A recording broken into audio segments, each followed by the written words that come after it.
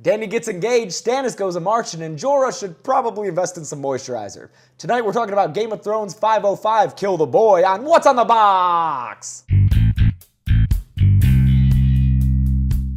Hi, I'm James. And I'm James. And this is What's on the Box, where we discuss the latest episode of your favorite TV show. After last week's exposition-filled episode, we get another middle-of-the-road episode of Game of Thrones. The episode was much more focused. It had a much more narrow scope than the ones that have come before it. We only focused on the North and Essos.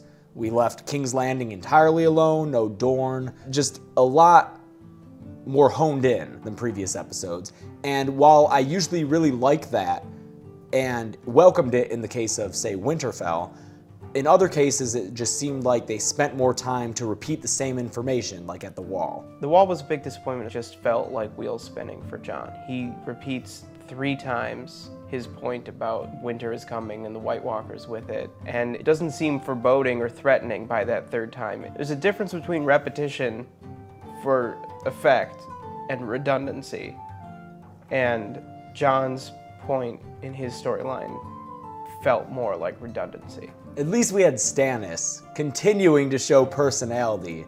Fewer, a one-word line. It's so great. Everyone loves it. Stannis, I think this season is really becoming the Manus for everyone, not just book readers. Like, show watchers too are coming around to like, oh no, Stannis is fucking awesome. And you can kind of just see the joy in Stephen Delane that he's finally getting some material to work with. Speaking of focus, he has a more clearly defined goal than just take over Westeros. Now he needs the North, he has to take Winterfell.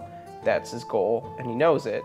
And it's really helped other aspects of his character kind of breathe. It's really exciting, and I think that the show did a good job of getting everyone on his side right before he goes off to march on Winterfell, which he does in this episode, and which we are all fucking hyped for. To contrast with the way that the show is making the audience really root for Stannis and really come around to his character, they're reminding everyone how horrible the Boltons are. Yeah, because like I said earlier, when Sansa and Littlefinger first get to Winterfell, Ramsay seems to kind of genuinely like Sansa, but no, we see in this episode that he's willing to emotionally torture her, at least, with all that reek stuff.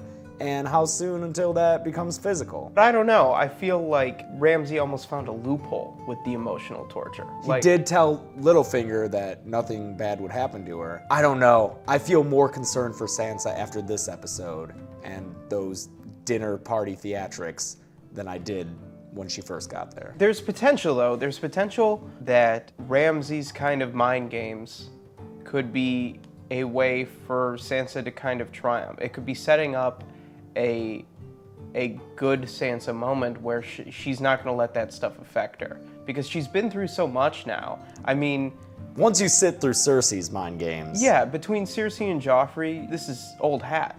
So, I mean, there was a tough moment, of course, because it's hitting really close to home. Because Sansa still believes that Rickon and Bran are dead. Ramsay and Roose know that they are not, because Ramsay, when he broke Reek, had Reek tell Roose. All I know is that their marriage is coming up sooner rather than later, and Ramsay was telling Miranda how much he was looking forward to it. Miranda's a wild card. Is she working for Ramsay when she reveals Theon to Sansa, or is she just going off of her own agenda? Yeah, it seems like she's just stirring the pot. There was a lot of tension with that scene with the two of them set at the tower where Bran fell. Smartly not mentioned by the show. I like how they kind of just let it hang there. You recognized where they were.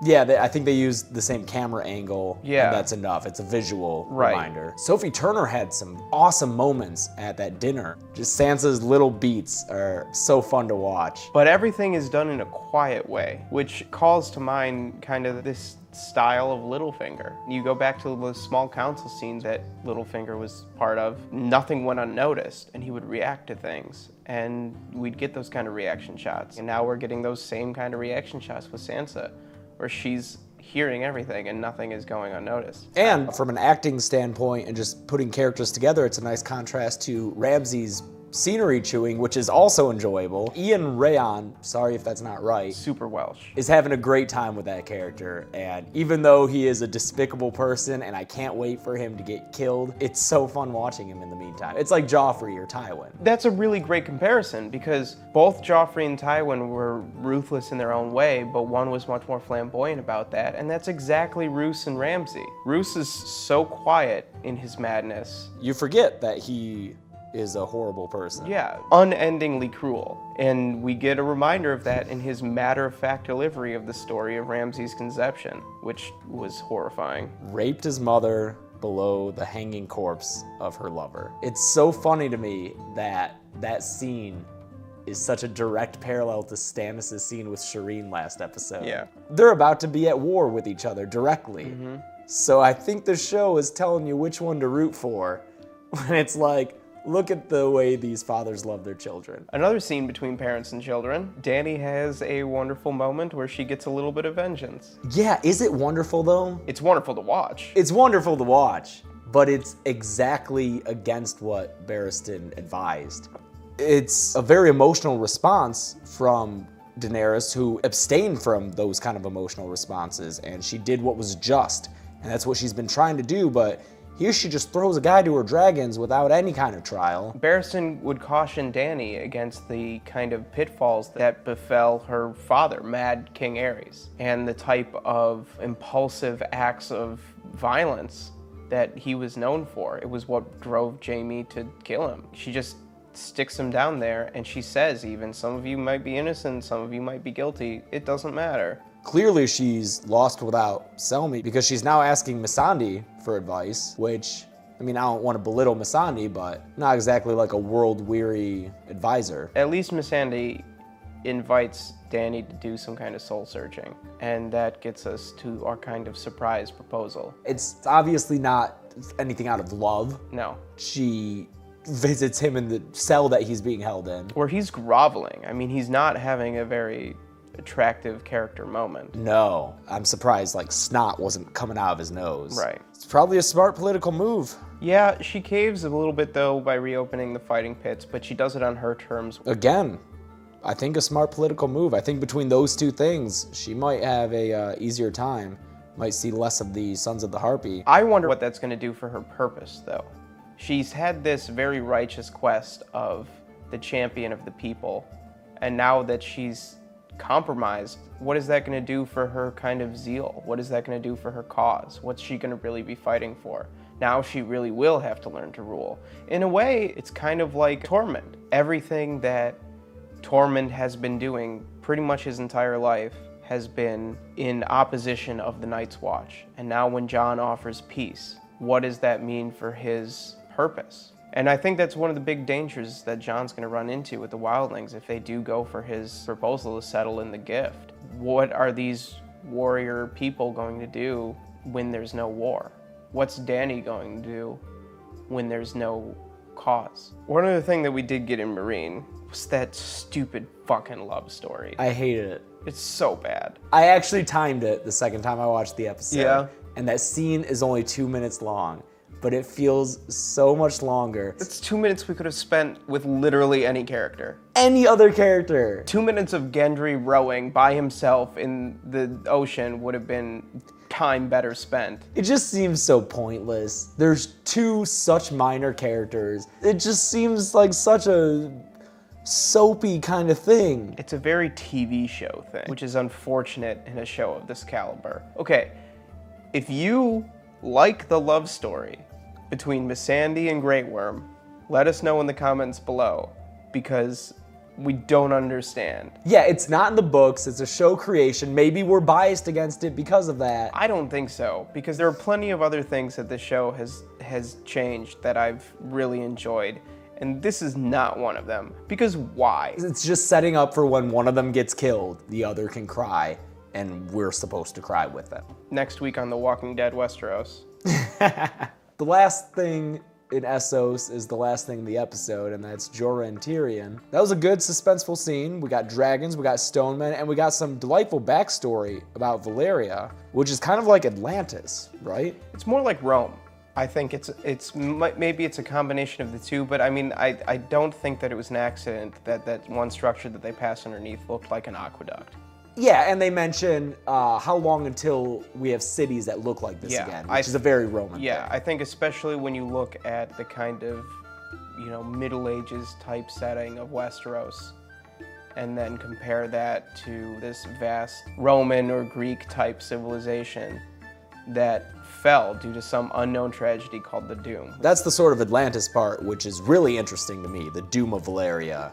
I don't know if it was an earthquake, fire, as far as real-world explanations for it goes, or something supernatural, because that's not out of place in this world, but it destroyed the whole civilization as revealed in that poem. Valyria is a really, really interesting place because it does have this kind of mystical unknown quality, but it's still real. There's still evidence of it that continues in the world up to present. Valyrian steel blades being one of the most important, dragons being another, the Targaryens are Valyrian, the High Valyrian language. So to go to this place and see it in ruin and then have this attack by the Stonemen, who we know to be sufferers of grayscale. We finally get the payoff for all this grayscale exposition we've been getting, where now that we have all of that information, when Jorah is yelling, "Don't let them touch you," that adds a huge amount of tension and stakes to the scene. To have it in that cramped boat, and not really the disorienting way in which it's shot and everything, it really is a good action scene. One of the show's better small-scale action scenes. And I'm almost surprised they didn't go for the cliffhanger of ending it when Tyrion gets dragged under. I think they hold that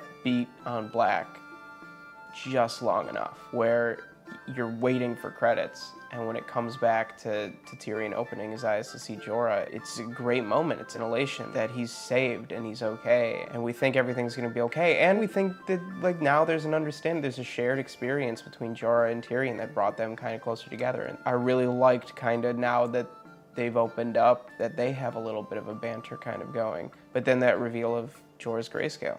I think with all the talk of grayscale this season, it wasn't enough to just see the Stonemen. We probably figured that a main character or an important character would have to get it.